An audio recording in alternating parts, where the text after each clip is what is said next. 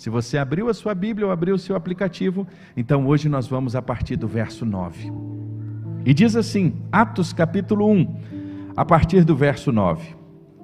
Depois de ter dito isto, o que Jesus tinha dito? Que nós receberíamos o poder, que seríamos testemunhas em Jerusalém, Judeia, Samaria, até os confins da terra. Então, depois de Jesus ter dito estas coisas, irmão bispo, ele diz assim, o texto bíblico, Lucas narrando, Jesus foi elevado às alturas à vista deles.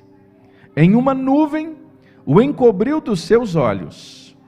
E estando eles quem? Os discípulos, com os olhos fixos no céu, enquanto Jesus subia, eis que 2 homens vestidos de branco se puseram ao lado deles e lhes disseram, homens da Galileia, por que vocês estão olhando para as alturas? Esse Jesus, que foi levado do meio de vocês para o céu, virá de modo como vocês o viram subir. Otávio, como você ficaria se de repente você começasse a ver alguém que você ama subir aos céus? Como você acha que seria a sua reação? Do nada assim, você caminhou com Jesus 3 anos, e aí João ele chega e diz assim, estou indo, vou voltar para o Pai. Mas imagine agora, Otávio, ele subindo aos céus. Imagine essa cena. Imagine aí, Luiz. Imagine Germano, Bia. Enquanto eu estava lendo esse texto, uma das coisas que veio muito forte no meu coração, pastor Gilson, foi o seguinte, a palavra despedida. Como você lida com despedidas?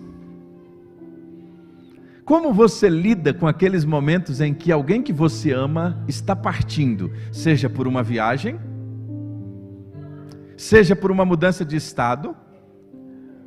E eu acho que eu vi a Ana ali, que bom que eu acho que ela está de volta, né? Ela mesma que está aqui com a gente, né, Derlei? Ah, que bênção, filha, que bom lhe ver. Como você lida quando alguém que você ama parte? Você lida bem com isso, Luiz? É fácil lidar com despedidas? E aí? Irmã Noêmia, como a senhora lida com despedidas? Osmar, como você lida com despedidas? Pessoalmente eu não gosto, irmãos. Confesso que eu não gosto de despedidas. E talvez uma das coisas que tenha um pouco me traumatizado sobre despedidas, nós tínhamos ido trabalhar numa igreja aqui próxima em Unai, nós ficamos lá mais de 5 anos, e aprove o Senhor depois a gente ter que ir embora. Deus tinha mandado a gente ir para outro lugar, mas aquela saída foi tão traumática, e eu a julgo traumática, não pelas circunstâncias, foi tudo em paz, nós tínhamos que ir para um outro lugar, a igreja compreendia isso, mas eu nunca vou me esquecer naquele último culto em que a gente terminou o culto e nós íamos de fato embora, e eu celebrei a ceia, e quando nós chegamos naquela igreja, era em torno de 12 a 15 irmãos, e aquele templo então cheio, repleto de irmãos, de amigos, crianças que eram crianças já não eram mais, tinham crescido, e aquela circunstância todas, famílias, pessoas amadas. Eu não sei quem choravam mais, eles ou a gente. E foi um dia muito difícil para nós, foi muito desafiador naquela época, talvez para mim tenha sido uma das minhas despedidas mais desafiadoras.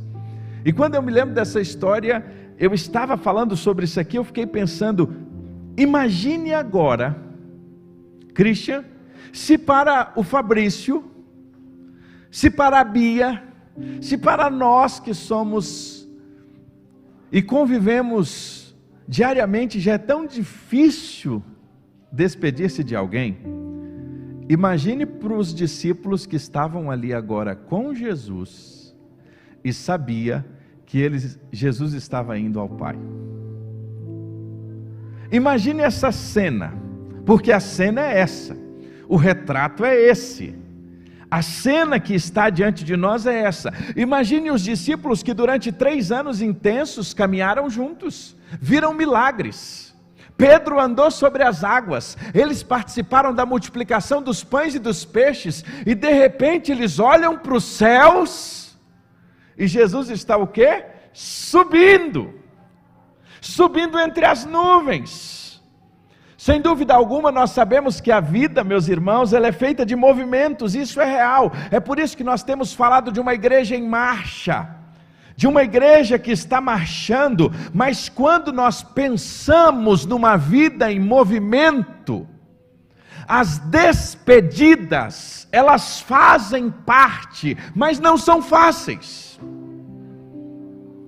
Não é fácil viver a despedida. Só que a vida nos ensina, e eu queria que você prestasse bastante atenção nisso, que na nossa jornada tem momentos em que nós precisamos fechar alguns capítulos para abrir uma nova história. Vou repetir isso. Tem momentos na nossa vida que a gente precisa fechar alguns ciclos, fechar alguns capítulos da vida, para que uma nova história seja vivenciada. E este era um momento na vida destes discípulos, e na vida da igreja, na vida do movimento do cristianismo, porque o Senhor Jesus disse: é necessário que eu volte para o Pai, para que então o Consolador venha.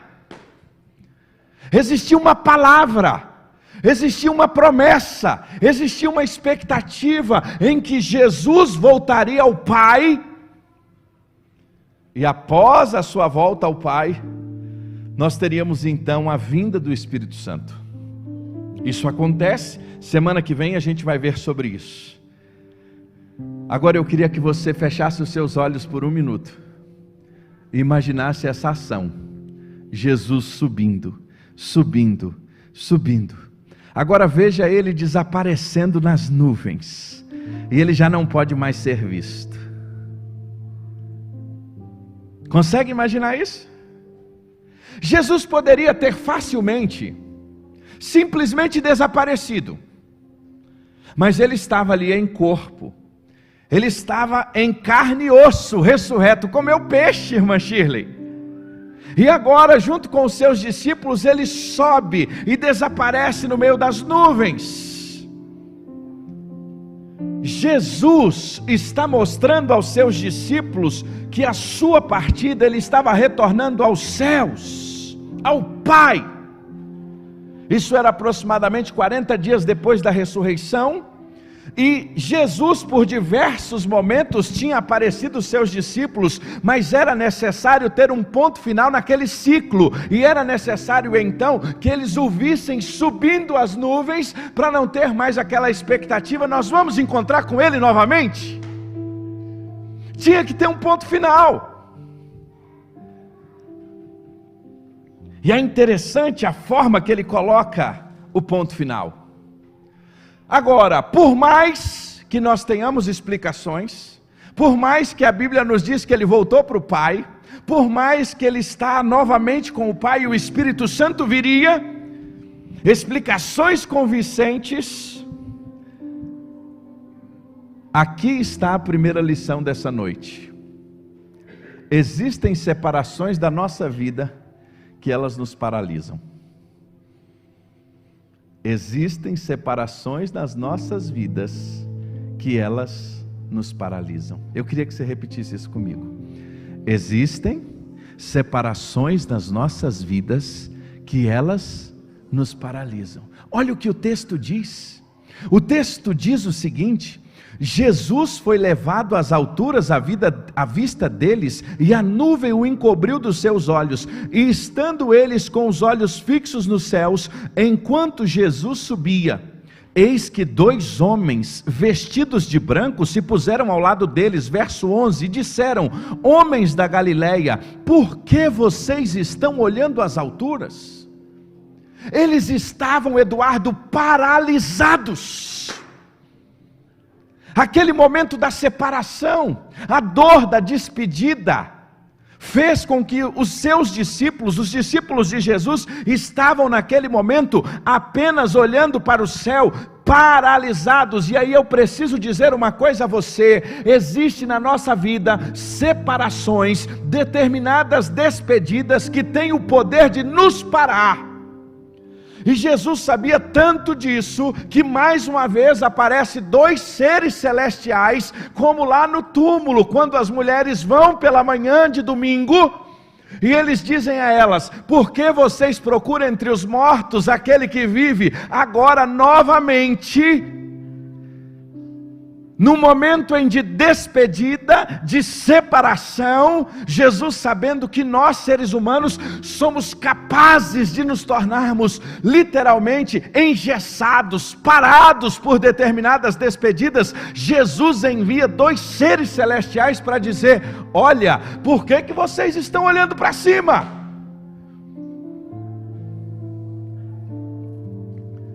Tem separação na nossa vida, irmãos, que ela literalmente trava a gente.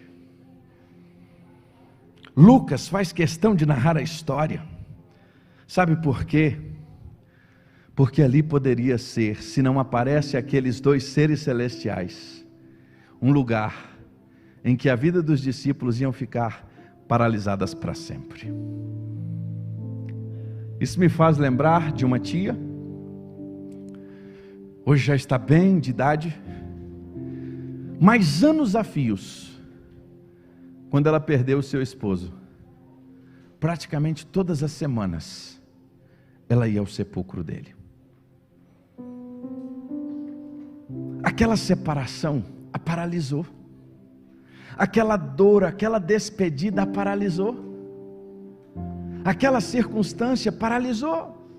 E é interessante que a separação pode ser para nós um lugar de trava, onde a gente para a nossa vida, ou um lugar de adoração. Eu passo a voltar sempre àquele lugar, e o meu coração, a minha vida fica tomada ali naquele lugar, naquele trauma, naquela circunstância, e ali poderia e poderá ser o meu fim hoje, e poderia ter sido o fim da jornada dos discípulos. Então Jesus bondosamente chega, envia dois seres celestiais, vira para os dois e faz uma pergunta chave, olha para eles de maneira tão clara e diz: homens da Galileia, por que vocês estão olhando para as alturas? Em outras palavras, por que vocês estão parados aqui?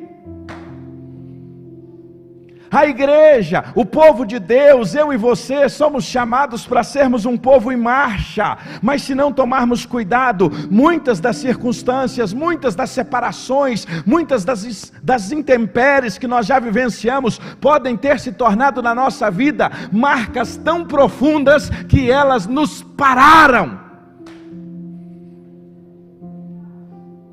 E aí, irmã Érica, o anjo do Senhor vem e diz assim: Érica, por que você está olhando para cima? Esté, por que você está olhando para cima? Germano, por que você está olhando para cima? O seu lugar não é aqui, o seu lugar não é ficar parado, aonde você vivencia essa dor da separação. Pelo contrário, isso aqui tem um propósito, é muito maior do que você está enxergando agora. É necessário que ele vá, para que venha o Espírito Santo. Muitas coisas na nossa vida é necessário que aconteça para que outras ainda maiores possam acontecer e se cumpra o plano de Deus. Mas às vezes nós estamos lutando naqueles lugares que a nossa jornada virou a página e a gente não conseguiu virar a vida. A gente só fica olhando para o alto. Aí a gente para e fica contemplando. Duas coisas acontecem aqui: ou a vida trava, ou a gente faz daquele lugar um lugar de adoração. Se os anjos não falassem com aqueles homens, eles poderiam passar o resto da vida naquele lugar, no Monte das Oliveiras, e fazer do Monte das Oliveiras um lugar de adoração, porque ali Cristo subiu, e sempre teria gente ali esperando o quê? Cadê o Cristo? Cadê o Cristo? É interessante isso. As nossas separações podem se tornar lugares de adoração na nossa vida. As nossas dores, as nossas lutas podem se tornar lugar em que nós de alguma forma fazemos atos de adoração a esses lugares. Eu sei que quando se fala adoração na nossa geração, a gente vive um movimento muito interessante no que tange adoração na nossa época, que é o movimento pendular. Nos últimos anos começaram a se falar muito sobre ativismo, combater ativismo. Olha, nós temos um ativismo gigantesco na igreja, nós precisamos estar menos ativos na igreja. Aí a gente saiu do ativismo e muitos de nós fomos à procrastinação. Olha que interessante isso. Porque a vida, se a gente não tomar cuidado, ela é um movimento pendular. Eu era extremamente ativo, só que alguma circunstância me marcou, e desse ativismo, desse lugar de adoração, eu fiz também um lugar de procrastinação. E aí eu preciso ter um equilíbrio. O dicionário define procrastinar como o ato ou efeito de atrasar, adiar tarefas, atividades. Isso é muito comum na nossa geração. Às vezes nós questionamos o ativismo, mas muitas vezes nós vamos para o lado oposto e passamos a vivenciar o sempre deixar para depois aquilo que um dia já foi prioridade na nossa vida. Tudo isso por quê? Por marcas de uma separação. Marcas de circunstâncias que mexeram conosco. E aí então, olha que interessante. Homens da Galileia, por que você está olhando as alturas?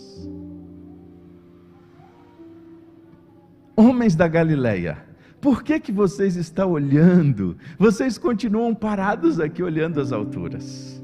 Só que o versículo, irmã Shirley, termina agora. Só que ele termina nos dando as promessas da vitória. Quais são essas promessas?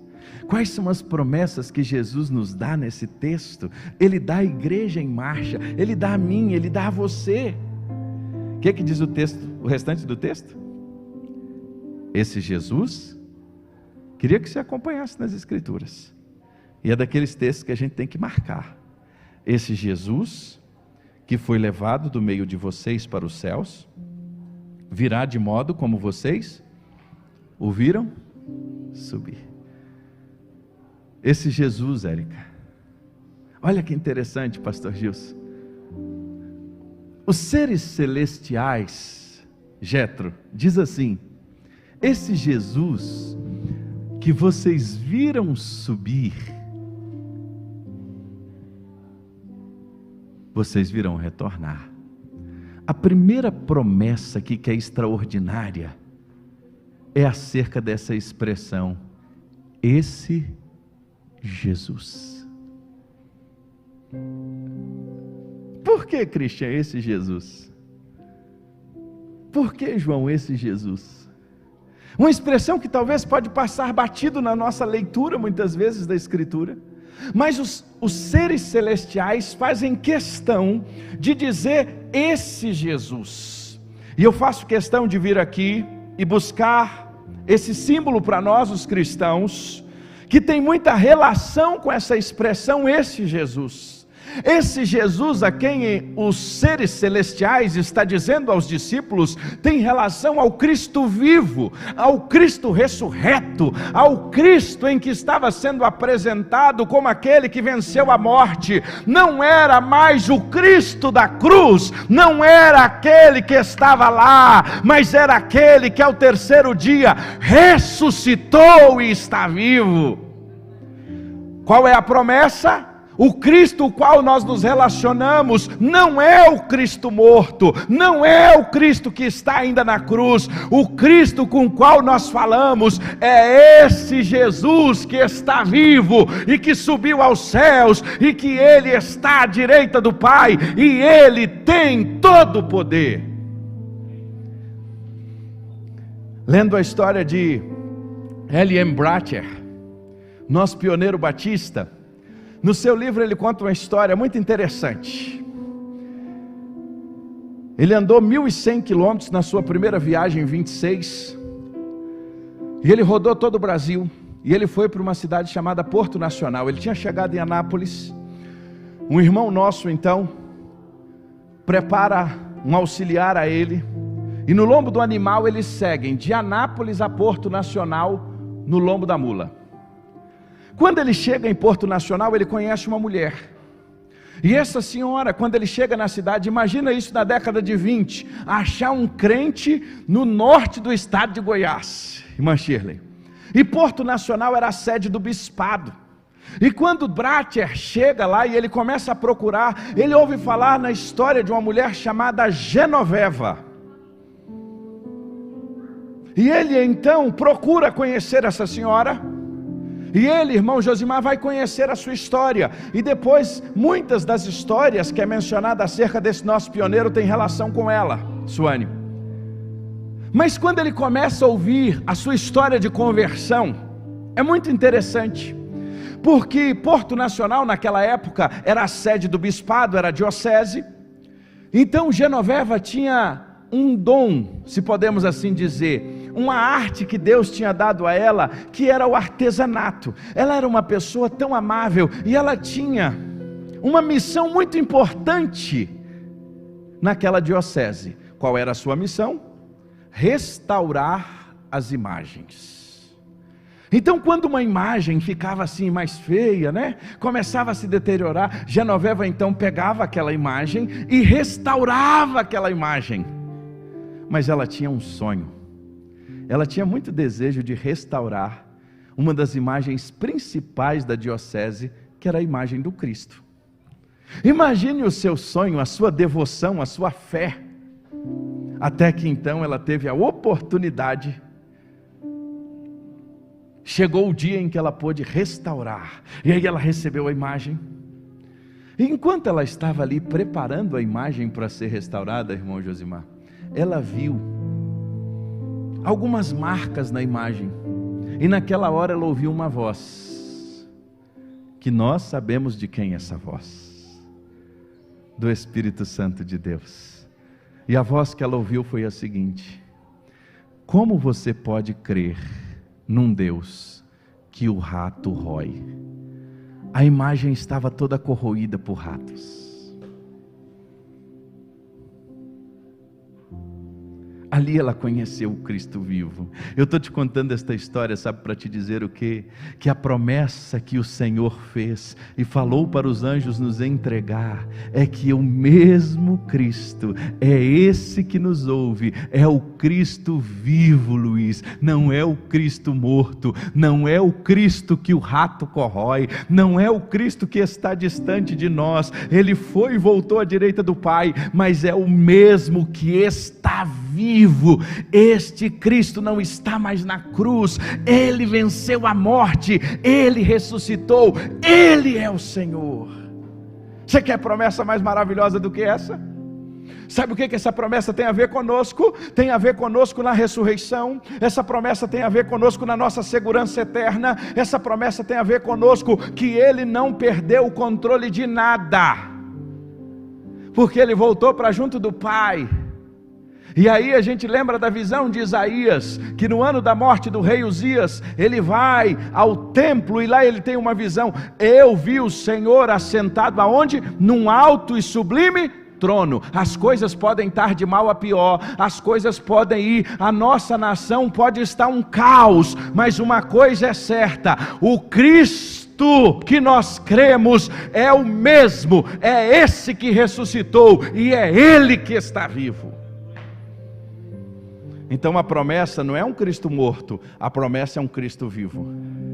Agora esse Cristo vivo tem algo muito importante que Ele vai fazer com esta igreja que está em marcha. O mesmo que subiu? Qual é a promessa?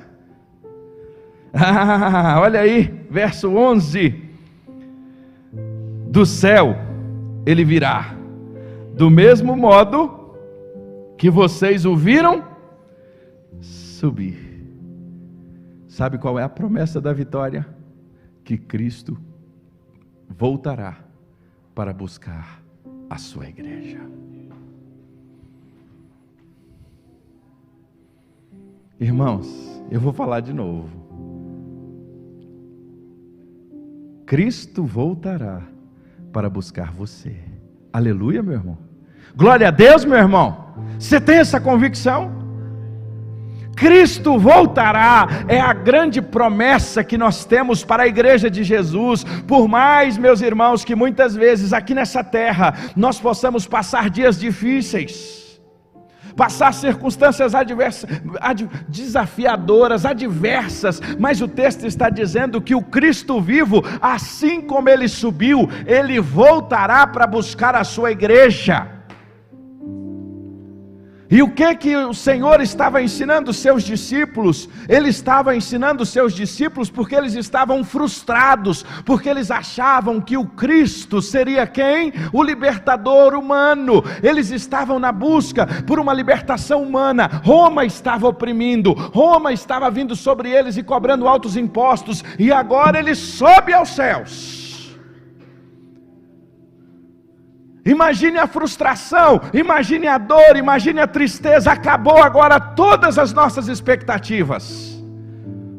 Mas para que a gente não fique parado com uma vida frustrada, tendo uma visão equivocada acerca de Deus, ele envia 2 seres celestiais para dizer: esse mesmo Jesus que vocês viram subir, é o mesmo Jesus que vai voltar. Agora é interessante quando diz o mesmo Jesus que vai voltar, isso nos mostra, sabe o que? Nós não precisamos ter medo da volta de Jesus, porque o Jesus que vai voltar é um Jesus amoroso, misericordioso, Deus forte, Pai da eternidade, Príncipe da paz. É Ele que ama a sua igreja, é Ele que deu a vida para ela. Nós não precisamos temer acerca da volta de Jesus, pelo contrário, a igreja tem que dizer: Maranata, ora vem Senhor Jesus, vem nos buscar. Nós não precisamos temer, porque é o mesmo Jesus, é o mesmo que viu a viúva de Naim chorando e se compadeceu dela, é o mesmo que, ao saber que a filha de Jairo estava mal, ele vai à sua casa, é o mesmo que vai voltar. Eu não tenho que ter medo desse Jesus que vai voltar, porque esse Jesus que voltará para nos buscar, irmãos, e eu não preciso ter medo da volta de Jesus, porque eu conheço, é o mesmo que vai voltar. Ele é um Senhor grandioso, e vai nos levar para estar para sempre com Ele, só que nós precisamos estar prontos para esse encontro vindouro.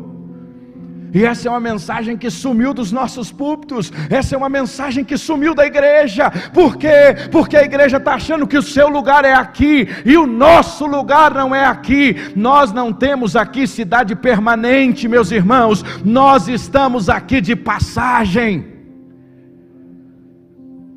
É por isso que Jesus está alertando os seus discípulos: vocês são uma igreja em marcha, vocês não podem ficar paralisados, vocês receberam o poder, agora vão,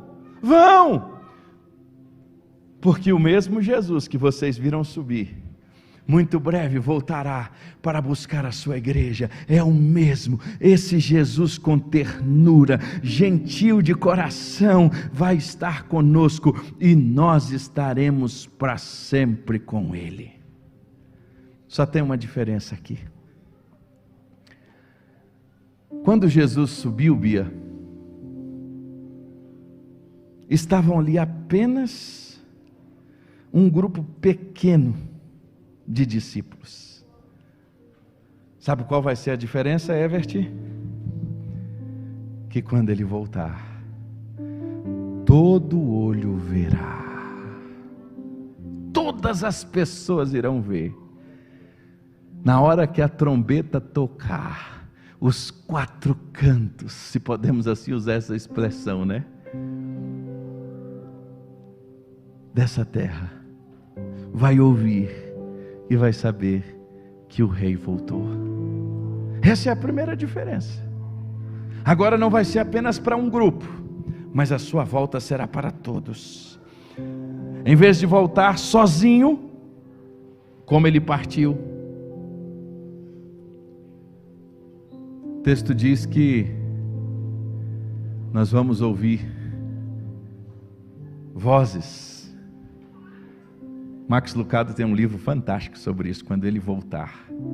Ele narra essa trajetória de maneira muito interessante, como se você estivesse voltando para casa, no final de um dia, o sol está se pondo, um dia cansado, você liga para a esposa, pede para ela preparar o jantar, você passa na padaria, tem planos de comprar aquele pãozinho para tomar na sopa, você está voltando para casa como um outro dia qualquer. o sol está se pondo, o trânsito está cheio, você vai ouvindo as notícias no rádio, mas de repente você começa a ouvir um coro celestial a cantar. De repente você começa a ouvir um coral como vozes de anjos, e você olha para um lado, vê se é a estação de rádio que você está ouvindo. Não, você abaixa o vidro do seu carro, você também não consegue enxergar, e de repente aquele som vai tomando vulto, tamanho, e aquele coral vai crescendo, e você vai ouvindo vozes como de anjos, e você olha no horizonte, e de repente você se depara com a visão do seu Salvador, vindo com poder e glória para buscar a sua igreja. Então ele não voltará sozinho, virão, olha que alegria, e o texto diz que aqueles que morreram no Senhor serão ressuscitados e encontrarão com ele nas nuvens, e aqueles que estiverem aqui terão seus corpos transformados e estarão para sempre com ele. Você já imaginou esse dia?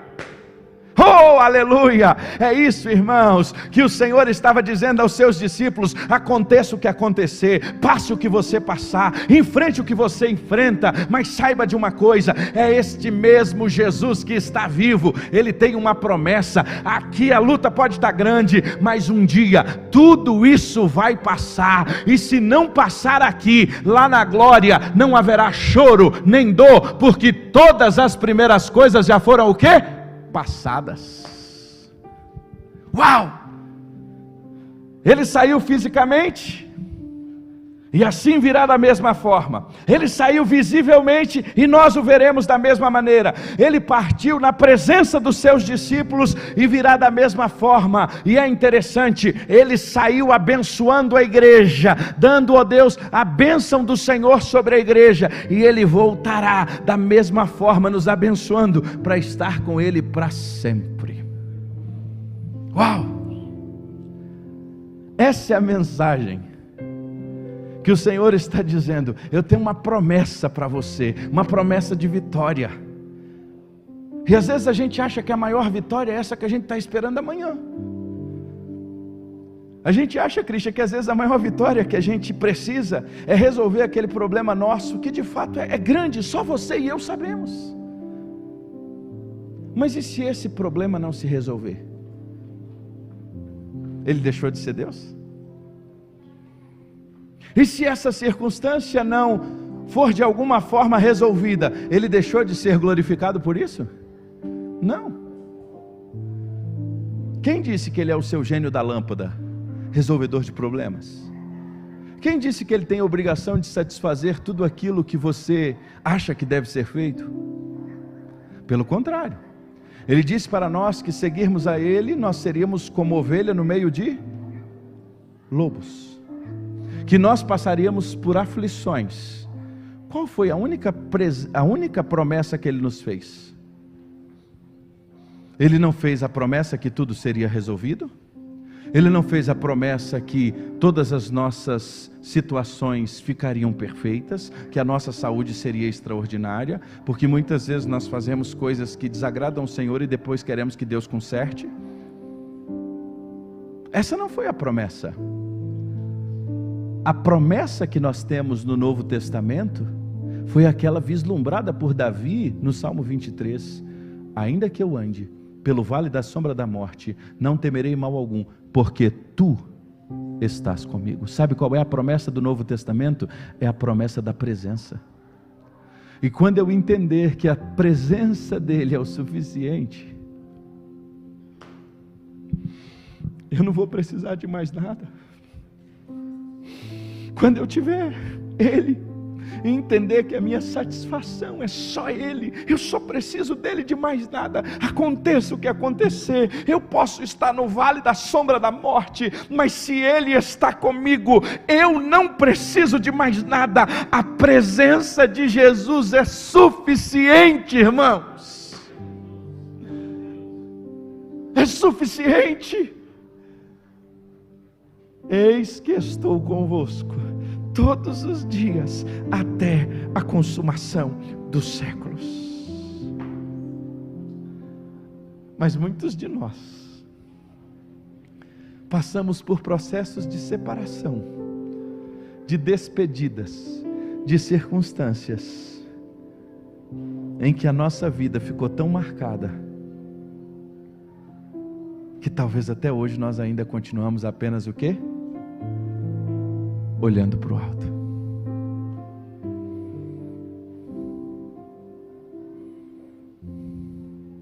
Se deixasse, filha, talvez os discípulos estariam lá até hoje. Desculpe a forma exagerada de dizer. Por isso foi necessário dizer: por que que vocês estão olhando para o alto?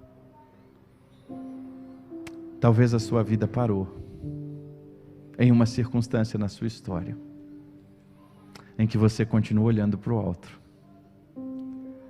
E hoje, o Senhor tem dito: por que que você continua olhando para o alto? Por que que você parou aqui? Você é o povo da marcha, você precisa continuar. Sabe por que você precisa continuar? Porque o mesmo Jesus que subiu aos céus, vivo, maravilhoso, grande, Ele vai voltar para te buscar. Ele está com você em toda e qualquer situação. Você não está só, Ele é o Senhor da sua história. Mas qual o problema? Eu não sei o dia, eu não sei a hora. Mas Otávio, aquela circunstância mexeu tanto com os discípulos, que foi mais do que achar uma legend. Foi mais do que achar o Cristiano Ronaldo abrindo um pacotinho.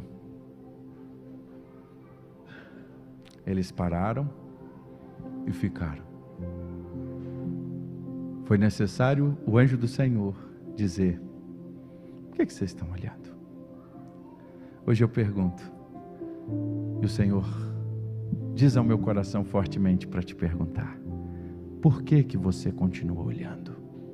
Por que que você parou lá nessa situação? Por que que você parou lá naquele dia?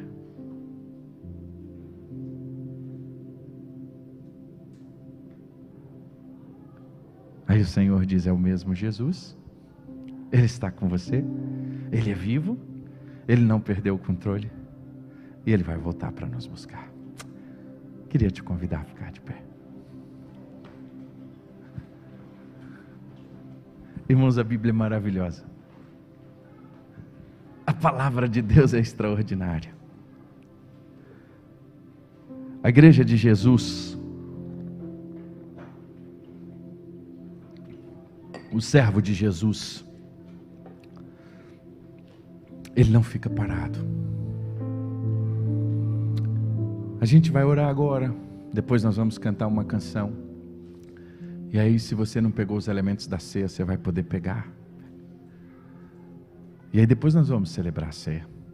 Mas agora eu não queria que você saísse do seu lugar. Depois você vai ter um tempo para isso, se você não pegou. O que eu queria agora era perguntar a você: aonde a sua história parou? Obrigado, filha. Aonde a sua história parou? Aonde foi que na sua jornada de vida a separação, a dor, aquela circunstância mexeu tanto com você que de alguma forma, quando você era criança, você brincou muito de estátua. Estátua. Aí você, estátua. Tem situações da nossa vida que elas fazem isso conosco. Estátua. E você fez o quê? Parou. Está olhando para o céu. E hoje Jesus está dizendo: por que você está olhando para o céu? É hora de você continuar. Sabe por quê? Eu sou o mesmo, eu não mudei, eu estou vivo. E eu vou voltar para te buscar. Então você precisa marchar, você precisa romper, você precisa dar passos, você precisa viver como uma igreja em marcha, porque eu tenho algo extraordinário para você viver. É por isso que semana que vem nós vamos entrar no capítulo 2, Christian. É vida no Espírito, é o poder de Deus, é transbordante, é cheio do Espírito Santo. Mas essa igreja em marcha, ela precisa entender isso, porque senão ela vai ser paralisada na história. Eu e você ficamos apenas olhando para cima, olha para um lado, olha para o outro e não avança. Por quê? Porque alguma circunstância de separação, de luta, de dor, trouxeram e ocasionaram em nós. E essas situações são assim, elas nos marcam a ponto da gente ficar só o quê? Olhando para cima. Só que a gente precisa marchar. É hora de marchar. Por quê? Porque é o mesmo Jesus. E a igreja de Jesus é uma igreja em marcha. Você sabe que o Senhor quer tratar contigo hoje. E eu queria que você curvasse a sua cabeça. E hoje você falasse para Jesus: Jesus, eu entendi hoje que o Senhor está dizendo que eu preciso tirar o olhar dessa circunstância. E eu preciso prosseguir, porque a minha vida paralisou. A minha vida, ela parou no tempo. A minha vida parou na história. A minha vida parou. A minha vida está paralisada. A minha vida, ela não rompeu mais depois dessa circunstância. É esse Jesus que está aqui hoje, Ele está vivo. E é esse Jesus que está dizendo a você: hoje é dia de romper, hoje é dia de andar, hoje é dia de dar passos.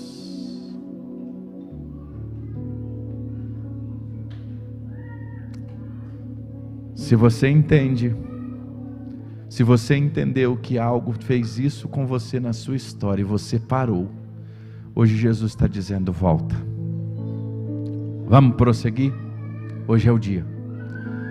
Mas uma atitude precisa ser tomada, e essa atitude precisa ser tomada hoje. O Senhor te trouxe aqui nesta noite para você tomar essa atitude e esta decisão de prosseguir com Jesus. Eu queria que você levantasse a sua mão. Você que entende hoje que Jesus falou para você que você, numa circunstância da vida, você ficou apenas olhando, você está parado lá. E hoje Ele está falando contigo, é hora de voltar. Eu queria que você levantasse bem alto, indiferente de quem, não preocupe com quem vai ver, quem vai estar. Não, eu queria que você levantasse e dissesse: Deus, hoje eu vou romper.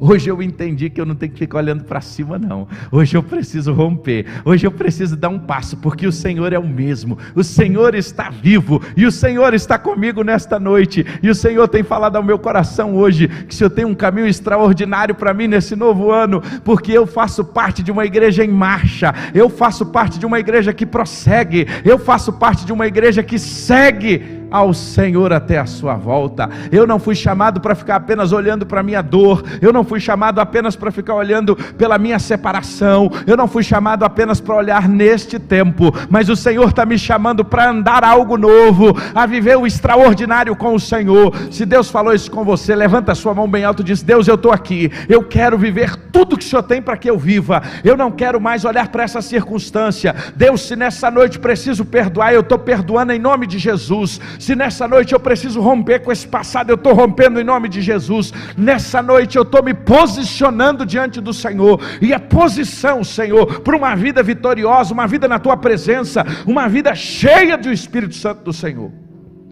Pai, eu te louvo por estas vidas tão preciosas que estão com suas mãos levantadas, hoje tomando uma decisão, Pai, tomando uma decisão de romper, tomando uma decisão de andar, tomando uma decisão de prosseguir, mesmo diante das circunstâncias, as separações, as despedidas, dores que fizeram parar, dores que marcaram, dores que trouxeram muitas vezes marcas, que fizeram e trouxeram paralisações na vida, na história, mas que hoje o Senhor está falando ao nosso coração que o Senhor é o mesmo, o Senhor está vivo, e o Senhor tem uma promessa maravilhosa para a sua igreja em marcha, e o Senhor vai voltar para nos buscar. Maranata, ora vem, Senhor Jesus.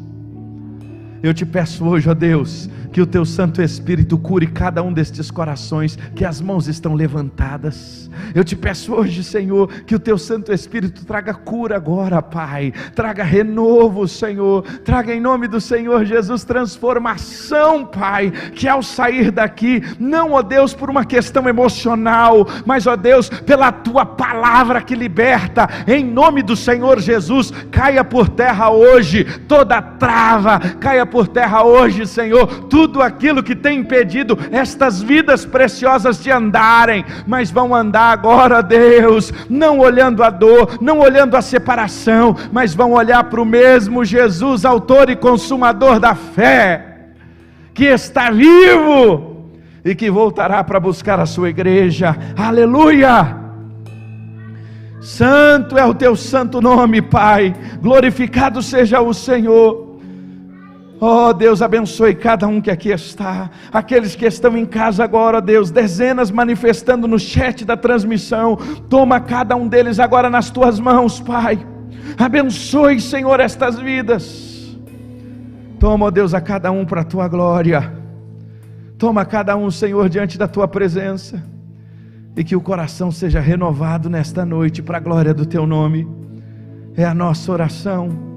E nos dá, ó Deus, a certeza a cada dia e a consciência que nós não somos daqui, que o Senhor, ó Deus, voltará para nos buscar, e que o nosso anseio, Deus, não está aqui. O nosso anseio, ó Deus, não está aqui, mas o nosso anseio está, ó Deus, na tua volta, quando o Senhor, ó Deus, buscará a tua igreja para viver para sempre com o Senhor, Deus. É a nossa oração, em nome de Jesus. Amém, Senhor. Amém.